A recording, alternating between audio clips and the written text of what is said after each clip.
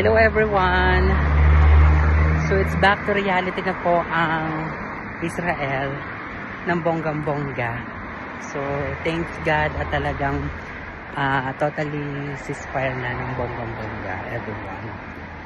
At sana nga magtuloy-tuloy na itong ceasefire na ito, yung peace, diba, dito sa Israel at sa iba't ibang karatig ng Middle East ng bonggang-bongga. So as of now is ako ay papunta ng city at bibili syempre ng mga paraphernalia at mga pagkain ulit. So yon.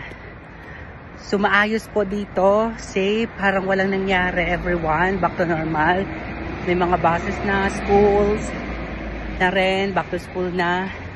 And ayun, sana nga ay magtuloy-tuloy na yung ganitong sitwasyon everyone dito sa Holy Land.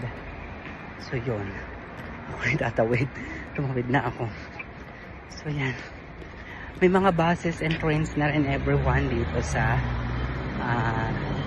Jerusalem, diba? So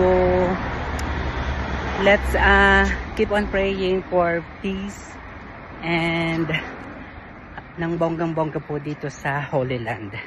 Yun lang everyone. Thank you so much.